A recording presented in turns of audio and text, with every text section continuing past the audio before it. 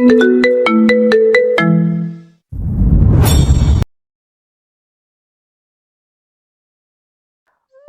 পুরো রুমে চোখ বুলিয়ে বলল, মেয়েটা কোথায়? রুমা আর নাদিয়া একে অন্যের দিকে তাকালো। মেয়েটা মানে কি? তারা কি মেয়ে নয়, নাকি উদ্যান তাদের মেয়ে বলে ভাবেই না? বিভ্রান্ত হয়ে গেল দুজনেই। ঠিক তখনই ওয়াশরুমের দরজা খুলে বেরিয়ে এলো ফুল। চুলগুলো উঁচু করে খোপা করা, ওনাটা সাধারণভাবেই বুকের উপরিভাগে জড়ানো, চোখে মুখে বিন্দু বিন্দু পানির কণার উপস্থিতি। সে বের হতেই উদ্যান ঝড়ের বেগে এগিয়ে গিয়ে তার হাত ধরে ফেলে। বিস্ময়ে ফুলের চোখ কোটর থেকে বেরিয়ে আসার উপক্রম। সে একবার নিজের হাতের দিকে তাকিয়ে আবারও উদ্যানের দিকে তাকায়। কিছু বুঝে ওঠার আগে উদ্যান তাকে টেনে নিয়ে যেতে লাগলো। অবাক কিংকর্তব্য বিমূঢ় ফুল শুধু তাকিয়ে রইল। তার পায়ের স্যান্ডেল মেঝেতে ঘষতে শব্দ তুলছে। সেদিকে উদ্যানের কোনো খেয়াল নেই। দোতলা বাড়িটার সামনে এসে থামে বেশ কয়েকটা কালো রঙের জিপ। রাতের নিকোষ কালো অন্ধকারের মাঝে ঢালাই করা রাস্তার দুপাশে লাগানো স্ট্রিট লাইট। একদম সামনের গাড়ি থেকে দ্রুত পায়ে নেমে আসে এক রমণী। পরনে পুলিশ ইউনিফর্ম থাকায় বোঝাই যাচ্ছে সে আদতে একজন পুলিশ ইন্সপেক্টর। আসার পথে তার গাড়ির টায়ার দুবার পাংচার হয়েছিল। সে অবশ্য আগে থেকেই প্রস্তুতি নিয়ে এসেছিল, তাই খুব একটা ঝামেলা পোহাতে হয়নি। সবগুলো গাড়ি থেকে একে একে মানুষজন নামতে শুরু করে। পরিষ্কার বোঝা যাচ্ছে বেশ তোড়জোড় সহিত এসেছে তারা। বাড়ির বাইরে শ্বেত পাথরের খোদাই করা সোলার লেখাটায় চোখ বুলিয়ে রমণী তীক্ষ্ণ গলায় বলল, আমরা সঠিক জায়গাতেই এসেছি। হন্তদন্ত হয়ে কয়েকজন যুবক আর এক নারীকে বাড়িতে প্রবেশ করতে দেখে ড্রয়িং রুমে বসে থাকা অনিলা অবাক হওয়ার ভান ধরে বলল, আরে আপনারা কারা? এত রাতে কোত্থেকে উদয় হলেন? পুলিশ ইউনিফর্ম পরিহিতা রমণী শার্টের হাতা গোটাতে গোটাতে বলল, আমি উর্বি, ইন্সপেক্টর উর্বি। পাশে থাকা একজনকে দেখিয়ে বলল, উনি এসপি আরাফাত সানি। অনিলা হা হয়ে গেল। আপনারা আমাদের বাড়িতে কেন? ওগো শুনছো? অনিলা গলা উঁচিয়ে ডাক লাগালো। তার ডাকে অনি সিঁড়ি বেয়ে নেমে এলো। উর্বি এগিয়ে গিয়ে টেবিলের ওপর একটা কাগজ রেখে সোজা হয়ে দাঁড়ালো। তারপর আশেপাশে চোখ বুলিয়ে গম্ভীর কণ্ঠে বলল, আমাদের কাছে এই বাড়িটা সার্চ করার ওয়ারেন্ট আছে। হোয়াট?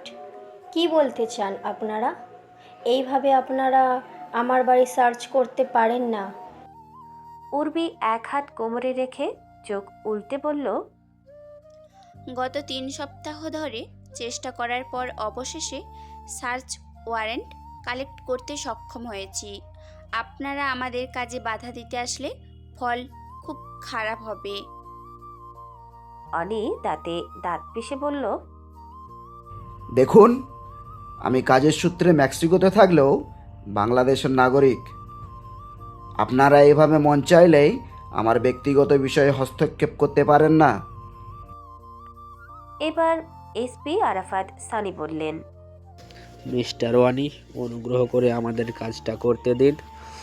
আমরা একটি আনুষ্ঠানিক অভিযোগ পেয়েছি যে এই বাড়িতে অবৈধ মাদকদ্রব্য মজুদ রয়েছে এবং প্রাথমিক তথ্যে আপনার নামও ওই কার্যক্রমের সঙ্গে যুক্ত বলে উঠে এসেছে। তদন্ত সম্পূর্ণ না হওয়া পর্যন্ত আমরা নিশ্চিতভাবে কিছু বলতে পারছি না, তাই অনুগ্রহ করে সহযোগিতা করুন। অনি থমকে গেল। এসব কি বলছেন? আমার মতো একজন বিজনেসম্যানকে নিয়ে এমন মন্তব্য করাটা কতটুকু যুক্তিসঙ্গত? উর্বি এবার বিরক্তি মিশিয়ে বলল, আপনি কিন্তু আমাদের কাজে বাধা সৃষ্টি করছেন। অনি এবার সোফায় বসে পড়ল। ওকে সার্চ করুন তবে। এরই মাঝে রিদম নিচে এসে দেখল লোকজন ইতিমধ্যে খোঁজাখুঁজি শুরু করে দিয়েছে। উর্বি সবাইকে গাইড করছে। পেছন ঘুরে হঠাৎ রিদমকে দেখে উর্বি বিরক্তি হলো। কে আপনি? রিদম, যার মানে ছন্দ। আপনি? সেটা আপনার না জানলেও চলবে। উর্বি উল্টো ঘুরে কাজে মন দিল। এটা তো অন্যায় করলেন। পুলিশের লোক হয়ে অন্যায় করেন, ভেরি ব্যাড। আর চোখে তাকিয়ে উর্বি বলে, মানে? মানে হলো আপনি আমার পরিচয় নিলেন কিন্তু নিজের পরিচয় দিলেন না। এটা অন্যায় হলো না? যদিও আপনার নেম প্লেট দেখে আপনার নাম আর পদবি জেনে গেছি আমি, মিস ইন্সপেক্টর উর্বি। উর্বি এবার ধারালো গলায় বলল, বিরক্ত করার জন্য আমি আপনার ওপর আইন প্রয়োগ করতে পারি। এক চুটকিতেই আপনার ছন্দপতন করে দিতে পারি। সো দূরে থাকুন মিস্টার ছন্দ। আইনের লোক যে এত অহংকারী হয় জানতাম না। উর্বি বিরক্তসূচক শব্দ উচ্চারণ করে অন্যদিকে চলে গেল। রিদম বিড়বিড় করে বলল, উর্বি, তুই আমার পিছে পিছে ঘুরবি, তা না করে আমাকে ইগনোর করিস। ওহ, তোকে বিরক্ত করতে বয়ে গেছে আমার। আমি তো শুধু তোকে ডিস্ট্র্যাক্ট করতে চাইছি। রিদম পকেটে হাত গুজে উর্বির পিছে পিছে চলে গেল। ঘন জঙ্গলের মধ্যে দিয়ে বাইক নিয়ে ছুটে উঠেছে উদ্যান। পেছনের সিটে জড়সড় হয়ে বসে আছে ফুল। উঁচু নিচু জায়গা দিয়ে যাওয়ার সময় ফুল বারবার ধাক্কা খাচ্ছে উদ্যানের পিঠের সাথে। প্রত্যেকবার উদ্যান ধমকের সুরে বলে ওঠে, নিজেকে সংযত রাখ। সংযত রাখ।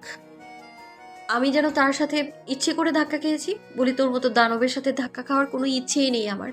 পিঠ তো নয় যেন পাথর দণ্ড, এমন পাথরে মাথা ঠুকে মরার আপাতত ইচ্ছে নেই আমার। কোথায় নিয়ে যাচ্ছিস সেটা অন্তত বল। মনে মনে কথাগুলো বলল ফুল। আপাতত চুপ থাকাটাই বেটার। তবুও চুপ থাকতে পারল না ফুল। এভাবে কিভাবে চুপ থাকবে? বলা নেই কওয়া নেই, বাইকের পেছনে উঠিয়ে ছুট লাগিয়েছে। ভারসাম্য বজায় রাখার চেষ্টা করে কম্পিত কণ্ঠে শোধায়, আমরা কোথায় যাচ্ছি? আমার সাথে যাচ্ছিস যখন জাহান্নামেই যাচ্ছিস। কথাটা শুনে ফুলের ইচ্ছা করছে দৌড়ে পালিয়ে যেতে, কিন্তু বাইকের যে স্পিড, জায়গা থেকে নড়লেই মৃত্যু নিশ্চিত। সেদিন সাহস জুটিয়ে পেটে কাজ ঢুকিয়ে দিলেও আজকে আত্মহত্যা করার পরিকল্পনা নেই।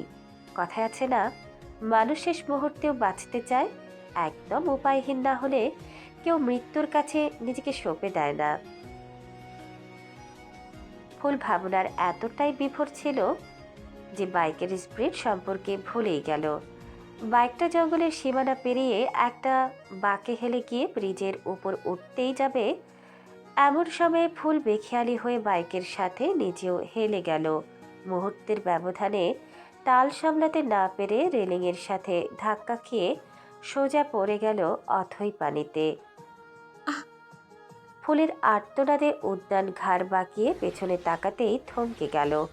সঙ্গে সঙ্গে ব্রেক কষে বাইক থেকে নেমে যায় উদ্যান। অন্ধকারে কোনো কিছুই দেখা যাচ্ছে না। চাঁদের আলো বড্ড ক্ষীণ। চারিপাশে কেবল ছায়া আর অন্ধকার। উদ্যান নিজের হেলমেট খুলে পকেট হাতড়ে ফোন বের করলো। ফ্ল্যাশ লাইট অন করে ঝিলের ওপর মারতেই ফুলকে বাঁচার চেষ্টা করতে দেখতে পেল মেয়েটা হাত পা ছিটিয়ে বাঁচার আপ্রাণ চেষ্টা করছে। উদ্যান শ্বাস বন্ধ করে দাঁড়িয়ে রইল। জল কাঁপছে, ফুলের আর্তনাদ চারপাশে প্রতিধ্বনিত হচ্ছে। ফোনটা অদূরে রেখে উদ্যান পরনের স্যুট খুলে ফেলল। তারপর কোনো প্রকার ভাবনা চিন্তা ছাড়াই ঝাঁপ দিল পানিতে। প্রায় অনেকক্ষণের চেষ্টার পর অবশেষে উদ্যান ফুলকে স্থলভাগে তুলে আনতে সক্ষম হয়। মেয়েটার শরীর ছেড়ে দিয়েছে। উদ্যান ফুলকে মাটির উপর শুয়ে শ্বাস প্রশ্বাস পরীক্ষা করতে লাগলো। মেয়েটার শ্বাস চলছে না। উদ্যান বিরক্ত হয়ে বিড়বিড় করল, এ তো দেখি ছুনোপুটির প্রাণ। উদ্যান ফুলের পেটের ওপর চাপ দিতে গিয়েও থেমে গেল। এই প্রথম তার মধ্যে দ্বিধা কাজ করছে। সে ফুলের হাত মুঠোয় নিয়ে সেটা দ্বারাই ফুলের পেটে চাপ দিতে লাগলো, কিন্তু পানি বের হলো না। মেয়েটা পানি খেয়ে পেট ফুলিয়ে ফেলেছে, তবুও কেন পানি বের হচ্ছে না? এত ঢং করিস কিভাবে? পানি খেয়ে মরে যেতে চাস? বের কর, কতদিনের তৃষ্ণার্থ ছিলি। উদ্যান বুঝলো এভাবে হবে না। সে এবার ফুলের গালে মৃদু চাপড় দিতে লাগলো। উদ্যানের খসখসে হাতের নিচে ফুলের গাল অত্যন্ত কোমল নমনীয় ঠেকল। ফুলের মুখ বরাবর ঝুঁকে গেল উদ্যান। হিসিয়ে বলল, দ্রুত পানি বের কর, নইলে সিপিআর দিব, মাউথ টু মাউথ।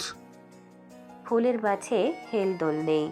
পুরো শরীর যেন ঠান্ডায় বরফ হয়ে জমে যাচ্ছে। উদ্যান এবার ফুলের গাল চেপে ধরল। ধীরে ধীরে ফুলের ঠোঁটের দিকে অগ্রসর হতে লাগলো। জঙ্গলের শেষ প্রান্তে অবস্থিত ঝিলের ধারে বসে আছে উদ্যান। চারপাশের পরিবেশ একদম নিস্তব্ধ, গা ছমছমে। ফুলের ঠোঁটের খুব কাছাকাছি গিয়েও থেমে যায় সে। কানে ভেসে আসে ফুলের বলা সেই কথাটা, নিজেকে প্রোটেক্ট করতে না পারলে শেষ করে ফেলবো, তবু শেষ নিঃশ্বাস অবধি কলঙ্কমুক্ত থাকবো। উক্ত কথাটাই যেন পাথর মানবটিকে থামিয়ে দিয়েছে, ভাবতে বাধ্য করেছে। তন্মধ্যেই উদ্যানের চুলের ডগা থেকে এক ফোঁটা পানি গড়িয়ে পড়ে ফুলের ঠোঁটের ওপর। সঙ্গে সঙ্গেই ফুল পানি উগরে দিল। উদ্যানের মুখ ফুলের ঠোঁটের সন্নিকটে থাকায় পুরো পানিটাই ছিটকে পড়ল উদ্যানের মুখের ওপর। ঘটনার আকস্মিক ঘূর্ণিতে উদ্যান দূরে সরে গেল। বিদেশের গলায় বলল, you bloody mistake, what the hell did you do. কাশতে কাশতে ফুল ঝাপসা চোখে আশেপাশে তাকালো। ঠান্ডায় যেন শরীর অবশ হয়ে গেছে। তবু নিজের শরীরটাকে টেনে তুলে উঠে বসল ফুল। মাথা চেপে ধরে নিম্ন গলায় বলল, কি করেছি আমি? উদ্যান নিজের মুখ মুছতে মুছতে ঝাড়ি দিয়ে বলল, তুই আমার মুখের উপর থু দিয়েছিস, এত বড় সাহস তোর! নিজেকে কি ভাবিস? চুনোপুটির প্রাণ নিয়ে আমার সাথে লাগতে আসিস? ইচ্ছে তো করছে তুলে আবারও পানিতে ছুঁড়ে মারতে। চোখ মুখ কুচকে উদ্যানের কথার মানে বোঝার চেষ্টা করে ফুল, কিন্তু বুঝতে পারে না। বসা থেকে উঠে দাঁড়ায় উদ্যান। নিজের জামা কাপড় ঝেড়ে গম্ভীর গলায় বলে, জীবনে বাইকে ওঠা হয়নি? যদিও উদ্যান ফুলের দিকে তাকিয়ে কথাটা বলেনি, তবুও ফুল বুঝতে পারে মনস্টারটা তার উদ্দেশ্যেই প্রশ্ন ছড়েছে। ওটা হয়েছে, তবে এভাবে বসার অভ্যেস নেই। উঠে দাঁড়ানোর চেষ্টা করছে ফুল, কিন্তু পারছে না। পা দুটো যেন অসাড় হয়ে গেছে।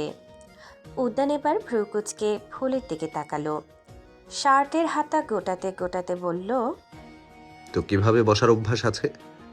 ফুল উত্তর দিল না। সে হাতে গোনা কয়েকবার আবেশের সাথে বাইকে উঠেছিল। অবশ্য তার বাইকে ওঠা নিয়ে আবেশের ছিল তীব্র অনীহা। যদি পড়ে টরে যায়।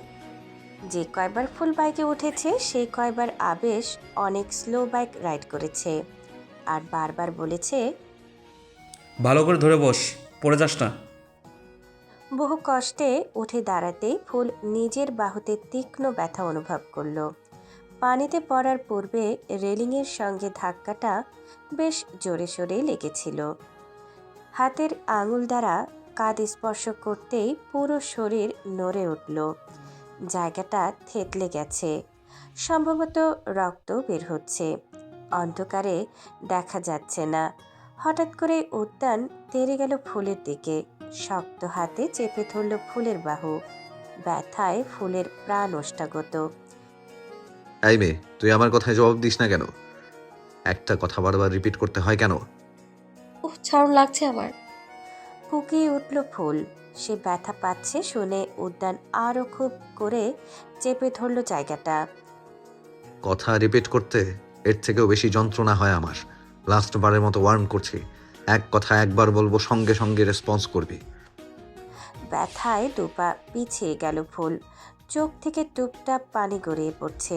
এতটা যন্ত্রণা হচ্ছে যে মুখ দিয়েও শব্দ বেরোচ্ছে না, শুধু শরীরটা কেঁপে উঠছে ক্ষণে ক্ষণে।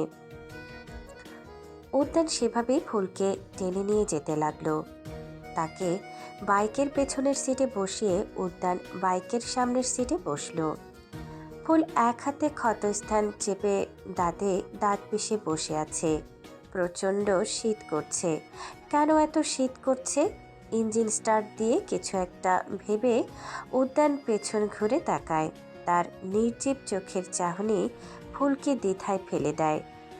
একে তো শীতকাল, তার উপর জামা কাপড় ভেজা, ঠান্ডায় দাঁত লেগে যাচ্ছে।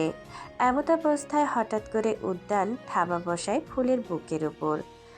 ঘটনার আকস্মিকতায় ফুল পেছনের দিকে সরে যেতে চাইলেও তার আগেই ফুলের ওড়নাটা হাত দিয়ে নিয়ে বিড়বিড় করল উদ্যান। স্থির থাক।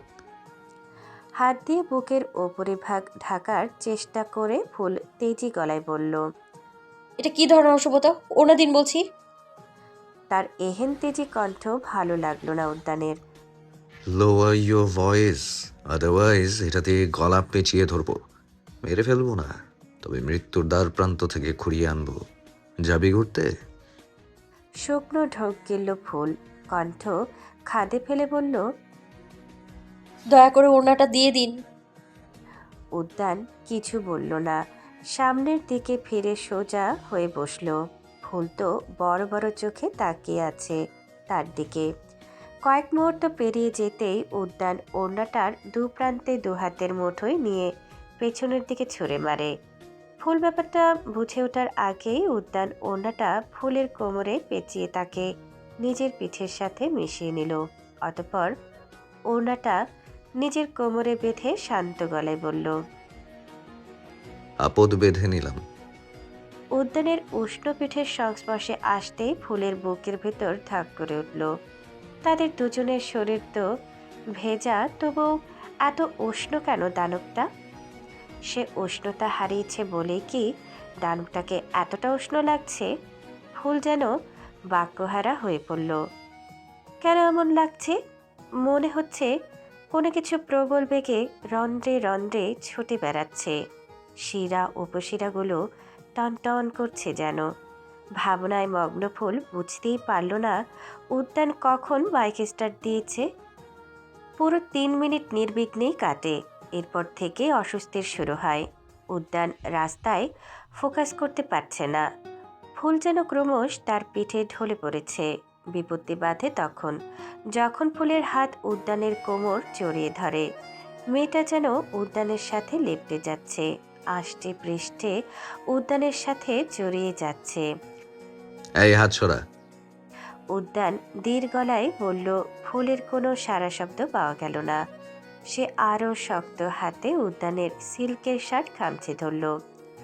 উদ্যান এবার না পেরে বাইকে ব্রেক কষল। ওনার বাঁধন খুলতেই ফুল ঢলে পড়ল বাম দিকে। হকচকিয়ে গেল উদ্যান। এক হাতে কোনো মতে ফুলকে পড়া থেকে বাঁচালো।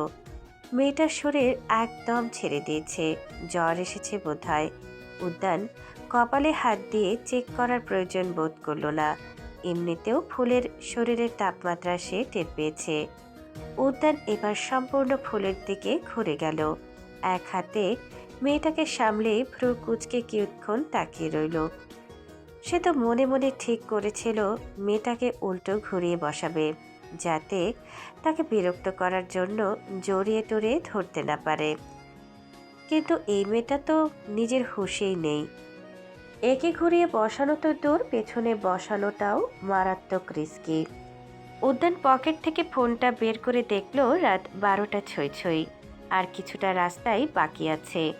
উদ্যান ফোনের ফ্ল্যাশ লাইট জ্বালিয়ে ফুলের মুখের উপর ধরল। মেয়েটার চেহারা রক্তশূন্য হয়ে ভূতের ন্যায় ফ্যাকাশে দেখাচ্ছে। ভেজা চুলগুলো খোপা করা ছিল, যদিও এখন ঢিলে হয়ে প্রায় খুলে যাওয়ার উপক্রম। উদ্যান জানে না সে কতক্ষণ তাকিয়েছিল। যখন বুঝতে পারল সে অকারণেই তাকিয়ে আছে, তখন সে চোখ সরিয়ে নিল।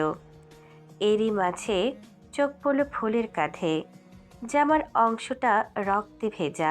উদ্যান প্রচণ্ড বিরক্ত হলো। এ মেয়ে নয়, আস্ত এক আপদ। আপদ নিয়ে ঘুরছি, ভাবতেও অবাক লাগছে। কিছুক্ষণ ভাবনা চিন্তা করে ফুলকে সামনে এনে বসায় উদ্যান। পূর্বের ন্যায় ওড়না দিয়ে নিজের সাথে বেঁধে নেয়। তারপর বাইকে স্টার্ট দেয়। এবার যেন ফুল অসীম সুখ খুঁজে পায়। উদ্যানের শরীর থেকে নির্গত প্রখর পুরুষালী ঘ্রাণে ফুলের নারী অবচেতন মন জেগে ওঠে। এই ঘ্রাণ যে খুব আপন বলে মনে হচ্ছে। মনে হচ্ছে এই ঘ্রাণের উপর একান্তই তার অধিকার। একে হচ্ছে ফুলের সাথে, কেন হচ্ছে? কেন এত সুখানুভব হচ্ছে? কেন এই তীব্র গন্ধটা তার মস্তিষ্কের স্নায়ুকোষ সজাগ করে তুলছে? কেন অন্তঃকরণে তীব্র অস্থিরতা জাগছে? এ কি উন্মাদনা ভর করছে? এ যে সুখ নয়, এ যে অসুখ। তবে কি ফুলকে অসুখী পেয়েছে? ফুলের অবচেতন হাত পুনরায় উদ্যানের কোমর ঘিরে ফেলল। উদ্যান এবার চরম বিরক্ত হলো। জন্মের শিক্ষা হয়েছে, আর কখনো এই মেয়েকে নিজের বাইকে ওঠানোর পাপ করবে না। একটু আগে আমাকে অসভ্য বলে এখন নিজে এসব কি করছিস? আমি সভ্য অসভ্যের ব্যাখ্যা জানি না, তবে আমার মনে হচ্ছে তুই চরম অসভ্যতা করছিস আমার সাথে। অসভ্যতার সীমা কতটুকু জানা নেই, তবে তুই অসভ্যের সীমানা পেরিয়ে যাচ্ছিস নিশ্চিত। এখানেই থেমে যা। থামল না ফুল। উদ্যানের কথাগুলো যেন তার কর্ণগহ্বরে পৌঁছালই না। একভাবে লেপ্টে রইল উদ্যানের প্রশস্ত বুকের মাঝে। মুখ গুজে নিঃশ্বাসের সাথে টেনে নিতে লাগলো সেই আলোড়ন সৃষ্টিকারী প্রখর গন্ধটাকে। উদ্যানের কি হলো জানা নেই, সে বাইকের স্পিড বাড়িয়ে দিল, উদ্দেশ্য যত তাড়াতাড়ি সম্ভব গন্তব্যে পৌঁছানো। এদিকে গতি বাড়ার সঙ্গে সঙ্গে ফুল গঙ্গিয়ে উঠল, চোখের কার্নিশ বেয়ে জল গড়িয়ে পড়ল। মারাত্মক অসুখে ধরেছে তাকে। এ কি হয়ে গেল? অন্যদিকে ফুলের অবাধ্য চুলগুলো যেন আজকে উদ্যানের জ্বালানোর সুযোগ হাতছাড়া করছে না। ভেজা চুল বাঁধনহারা হয়ে উদ্যানের মুখমণ্ডলে আছড়ে পড়ছে। উদ্যানের অনুভূতিহীন দেহ যেন আজকের এই অঘটন এড়িয়ে যেতে পারছে না। কিছু মুহূর্ত পেরোতেই উদ্যানের মুখাবয়ব রক্তিম বর্ণ ধারণ করল। প্রথমবারের মতো তার কণ্ঠরোধ হয়ে এলো। ফুলের ডলাডলিতে উদ্যানের শার্টের দুটো বোতাম খুলে গেছে।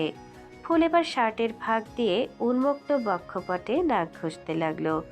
নিজের বক্ষপৃষ্ঠে ফুলের নরম অধরের ছোঁয়া পেয়ে উদ্যান দ্বিতীয় দফায় সেই শব্দ তরঙ্গ শুনতে পায়, যেই শব্দ তরঙ্গ সে ফুলের কানে কিস করার দিন শুনতে পেয়েছিল। চোখ বড় বড় হয়ে গেল দানবটার। রাগ আর অস্থিরতা মিলে মিশে মাথায় বিশাল চাপ তৈরি করছে। সহ্য করতে না পেরে বাইকের স্পিড স্লো করে ফেলল। চিৎকার করে বলল, স্টপ অল দিস। বাইক থামিয়ে জোরে জোরে শ্বাস নিতে লাগলো উদ্যান। ফুল এখনও জ্ঞানশূন্য। তাকে দেখে নেশাগ্রস্ত বলে মনে হচ্ছে। জ্বর আর বিষ ব্যথা তাকে কাবু করে নিয়ন্ত্রণহীন করে ফেলেছে। তবে উদ্যানের পক্ষেও আর সহ্য করা সম্ভব না। কিছু তো আছে যা তাকেও ঠিক থাকতে দিচ্ছে না। সে শব্দ তরঙ্গ বড্ড অদ্ভুত। সে বোঝাতে পারবে না তার শ্বাসকষ্ট হচ্ছে। হচ্ছে। এই জনশূন্য রাস্তায় তার শ্বাসকষ্ট হলে কি করবে সে? নেবুলাইজার তো দূর, সাথে করে তো ইনহেলারও আনেনি। উদ্যান ক্ষুব্ধ হয়ে ফুলকে নিজের থেকে ছাড়িয়ে বাইক থেকে নামায়। রাগে দিকবিদিক শূন্য হয়ে পড়েছে উদ্যান। ফুলকে কাঁধে তুলে রাস্তা ছেড়ে পাশের ঝোপঝাড়ের মধ্যে ঢুকে পড়ল সে। এদিকের জঙ্গল ততটা ঘন না হলেও গাছপালা দিয়ে আবৃত। শহর থেকে বেশি দূরে নয়, আর 5 মিনিটের রাস্তা পেরোলেই শহর। উদ্যান এটা করতে চায়নি, তবে সেও উপায়হীন। ইতিমধ্যেই তার শ্বাস আটকে আসছে, যখন তখন জ্ঞান হারিয়ে ফেলতে পারে। উদ্যান একটা বড়সড় গাছের নিচে এনে ফুলকে বসিয়ে দিল। মেয়েটা শীতে রীতিমতো কাঁপছে, গুনগুনিয়ে কান্না করছে আর অস্ফুট স্বরে বিড়বিড় করছে। চাঁদের ক্ষীণ আলো গাছের ফাঁক ফোকর দিয়ে সামান্যই আলোকিত করে রেখেছে চারপাশ। উদ্যান হাঁটু গেড়ে ফুলের সামনে বসল। ওড়নাটা দিয়ে ফুলকে গাছের সাথে বেঁধে ফেলল। তারপর মৃদু গলায় বলল, কখন যেন ফোনটা পকেট থেকে পড়ে গেছে, আর এসব তোর জন্যই হয়েছে। আমার তো মনে হয় তুই হাতাহাতি করে ফোনটা ফেলে দিয়েছিস। বড্ড জ্বালিয়েছিস। শাস্তি হিসেবে এখানেই পড়ে থাক। আমি ওদের কাউকে পাঠিয়ে দেবো তোকে নেয়ার জন্য। এখানে বেঁধে রেখে যাচ্ছি যাতে পালিয়ে যেতে না পারিস। ফুল ক্ষীণ চোখে তাকিয়ে থেকে বাঁ দিকে হেলে পড়ল। উদ্যানের কথাগুলো বোধগম্য হলো না তার। উদ্যান দ্রুত উঠে দাঁড়ালো, তারপর আবারও কিছু একটা মনে করে বসে পড়ল।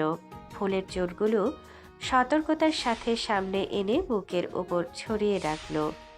তারপর আর এক মুহূর্ত নয়, উদ্যান এক প্রকার দৌড়ে রাস্তায় এসে পড়ল। রাস্তার মাঝামাঝি দাঁড়িয়ে হাঁটুতে ভর দিয়ে জোরে জোরে শ্বাস নিতে লাগলো। হাঁপিয়ে গেছে সে। এতটা দুর্বল কেন লাগছে নিজেকে? রাস্তার পাশে থাকা গাছগাছালির দিকে তাকালো উদ্যান। বহু কষ্টে সেদিকে এগিয়ে গেল। চিহ্ন রাখা প্রয়োজন, নইলে ফুলকে খুঁজে পেতে বেশ বেগ পোহাতে হবে। সে বেশ কিছু গাছের ডালাপালা ভেঙে নিচে বিছিয়ে রাখলো, কতগুলো রাস্তার মাঝেও রাখলো। তারপর হাতের উল্টো পিঠে কপালের ঘাম মুছে বাইকে উঠে বসলো। খানজাদা নিবাসের পরিবেশ প্রতিদিনকার মতোই শান্ত। বাড়ির সদস্যরা প্রত্যেকে নিজ নিজ কক্ষে ঘুমিয়ে তলিয়ে আছে। ব্যতিক্রম বলতে শুধু আবেশই আছে যে এখনো ঘুমায়নি। ছেলেটা একা একাই ফুলের জন্মদিন উদযাপন করছে। হ্যাঁ, আজ ফুলের জন্মদিন। যেখানে ফুল থাকাকালীন ঘটা করে তার জন্মদিন পালন করা হতো, সেখানে তার অনুপস্থিতিতে যেন সবাই ভুলেই গেছে আজ এই বাড়ির একমাত্র ফুলের জন্মদিন। সেই ফুল, যেই ফুলের হাসি ছিল এই বাড়ির প্রাণ, এই বাড়ির রং, কিভাবে ভুলে গেল সবাই? সবার কথা বাদ ফুলের মা কিভাবে ভুলে গেল? সমস্ত ভাবনা সাইডে রেখে আবেশ মোমবাতি নিভিয়ে কেক কাটল। সামনেই ফুলের ছবি রাখা। আবেশ এক টুকরো কেক নিয়ে ছবির সামনে ধরল। ফুল, শুভ জন্মদিন। আবেশের চোখের সামনেটা ঝাপসা হয়ে এলো। কেকের টুকরোটা ছুঁড়ে ফেলে দিয়ে বলল, এসব খেলে মোটা হয়ে যাবি, তখন তোকে ভালো দেখাবে না ফুল। নীরবতা নেমে এলো রুম জুড়ে। আবেশ উচ্চস্বরে হেসে উঠল। কিছু বলি না? তোকে কেক খেতে দিলাম না, তবুও কিছু বলি না? এই, তুই চুপ কেন আছিস? তোর চুপচাপ থাকাটা সাজে না। কথা বল না, বলবি না? ভাব দেখাচ্ছিস খুব, কথা বলিস না, রাগও দেখাস না, বায়নাও করিস না। এত বড় কবে হয়ে গেলি? বুক থেকে কেঁদে উঠল আবেশ। আমি তোর জন্য গিফটস এনেছি, এবার আর ভুলে যায়নি, মনে আছে আমার? আবেশ একটা গিফট বক্স বের করে ফুলের সামনে রাখলো। এই নে, এই নে তোর গিফট। এবার অন্তত কথা বল, একবার আমার দিকে তাকিয়ে হাস। বেশি না, একটা বার। আমি আর পাচ্ছি না জান, তোকে খুঁজতে খুঁজতে আমি ক্লান্ত হয়ে গেছি। নাম্বারটাও ট্র্যাক করে সঠিক লোকেশন পাইনি। প্রত্যেকবার উল্টোপাল্টা লোকেশন দেখায়। আমি কি করবো বল? শহর থেকে 100 কিলোমিটার দূরে আছিস বলেছিস, কিন্তু কোন দিক থেকে 100 কিলোমিটার দূরে আছিস সেটা কিভাবে বুঝবো? তবুও তোকে আমি খুঁজছি ফুল। আমি তো জানি আমার ফুল আমার অপেক্ষায় আছে। আবেশ ভাই, হঠাৎ কারোটাকে আবেশ চকিত নয়নে পেছনে ঘুরে তাকায়। তবে বরাবরের ন্যায় এবারও সে হতাশ হয়। এটা ফুলের কণ্ঠস্বর নয়। ফুল আসেনি, ফুল তাকে ডাকেনি। এটা তো মেহেক। আবেশ ভাই তুমি কাঁদছো? মেহেকের প্রশ্নে মুখ ঘুরিয়ে দ্রুত চোখের পানি মুছে নেয় আবেশ। ধরা গলায় বলে, তুই এত রাতে কি করছিস? আমি তো অ্যাডমিশন টেস্টের জন্য স্টাডি করছিলাম, তোমার চিৎকার শুনে দেখতে এলাম। মেহেক কিছুটা এগিয়ে এলো আবেশের দিকে। তুমি ফুলের জন্য কাঁদছো আবেশ ভাই? অন্য সময় হলে আবেশ মেজাজ দেখিয়ে মেহেককে কড়া গলায় দুখান কথা শুনিয়ে দিতে কুণ্ঠাবোধ করত না। তবে আজকের পরিস্থিতি অন্যরকম। আজ ফুলের জন্মদিন। আজ ওর জন্মদিন, তাই আর কি। একটু আশকারা পেয়ে মেহেক খাটের উপর বসে পড়ল। স্বভাবতই পায়ের উপর পা তুলে দুহাত বেডের উপর রেখে পেছনের দিকে কিছুটা হেলে গেল। তাই নাকি? তার মানে ফুল আমার চেয়ে বেশ কয়েক মাসের ছোট। হুম। আবেশ চুপ হয়ে গেল। মেহেক একটু সাহস জুগিয়ে বলে উঠল, তুমি ফুলকে খুব ভালোবাসো, তাই না আবেশ ভাই? আবেশ ম্লান হাসল। মেহেকের দিকে তাকাতেই মেহেক পায়ের উপর থেকে পা নামিয়ে ভদ্র মেয়ের মতো সোজা হয়ে বসল। ভালোবাসি বলে আর কি হবে? সে তো আমার নাগালের বাইরে চলে গেছে। ভালোবাসি বললেই কি সে আসবে আমার কাছে? জানিস তো মেহেক, এই পর্যায়ে এসে উপলব্ধি করতে পারলাম রূপবান গুণবান হওয়ার চাইতেও ভাগ্যটা হওয়া কতটা জরুরি। আমি ভীষণ দুর্ভাগারে। আবেশের কথাটা শুনে মেহেকের কিছুটা মন খারাপ হলো।